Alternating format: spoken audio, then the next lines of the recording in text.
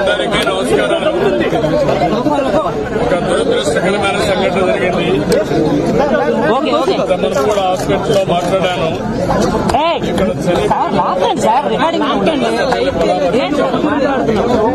చాలా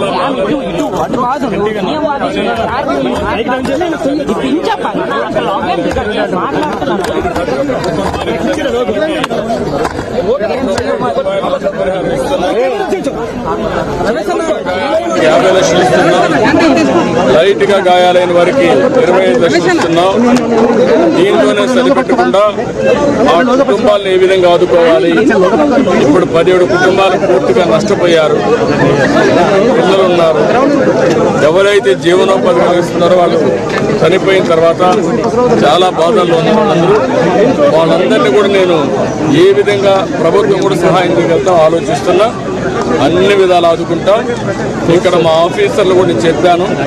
వాళ్ళు కష్టాల్లో వచ్చినప్పుడు కుటుంబ సభ్యులు చనిపోయి మార్చిలో ఉన్నప్పుడు వాళ్ళు గౌరవంగా రిసీవ్ చేసుకొని కనీస సదుపాయాలు కల్పించాలి. అది కూడా కల్పించమని చెప్పాను. నిన్న కూడా చిన్న కొంతమందికి చెప్పారు, కొంతమంది చెప్పలేరు కూడా చెప్పారు. అవన్నీ కూడా కరెక్ట్ చేస్తాం. ఏదేమైనా జరిగిన సంఘటన చాలా బాధాకరం. నేను ముందు ఫ్యాక్టరీకి పోకుండా ఇక్కడికి వచ్చానంటే ముందు బాధితులను పరామర్శించి ప్రాణాలకు ఇవ్వాలి, తర్వాతనే ఫ్యాక్టరీకి వాస్తవాలు చూస్తాను. సేఫ్టీ ఆడిట్ ఉండాలి, ఇవన్నీ కూడా పకడ్బందీగా ఉండాలి. ఇలాంటి సంఘటనలు పునరావృతం కాకుండా ఏమేం చేయాలో అన్ని చర్యలు తీసుకోవాలి. సార్, మార్చికి కుటుంబ సభ్యులను అనుమతించట్లేదు ఆవేదన వ్యక్తం చేస్తున్నారు. మార్చిలోకి అభ్యర్థించట్లేదు. మార్చి ఎవరిని కూడా పర్మిషన్ ఇవ్వట్లేదు ఆవేదన వ్యక్తం చేస్తున్నారు. బాధ నాకు అర్థమైంది. కూడా చెప్పాను.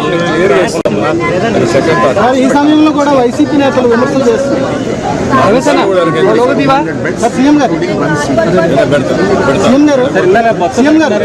సమయంలో కూడా నేతలు విమర్శలు చేస్తున్నారు ప్రభుత్వం పైన. వాళ్ళు విమర్శలు చేస్తారు, ప్రజలు అర్థం చేసుకుంటారు. ఇలాంటి తప్పుడు పనులు చేసి మళ్ళా విమర్శించడం అనేది చేతకాంతనం. నేనే బాధ్యత. నేను వచ్చి 60 రోజులైంది. చేతగాని అసమర్థ వల్ల వ్యవస్థ కూలిపోయింది. అందువల్ల సంఘటన జరుగుతుంది. అది గుర్తుపెట్టుకోవాల్సిన అవసరం. తప్పుడు పనులు చేసేవాళ్ళు ఇట్లే మాట్లాడుతూ ఉంటారు. ఏదో శవాల కాడ వయసులు ఏర్పడే రకం ఏంటి మాట్లాడాలి. సంఘటన ఏంటి, ఇక్కడ జరిగింది, ఎందుకు జరిగింది, వాళ్ళు ఆదుకునేది అది చేస్తారు. మంచి పద్ధతి కాదు.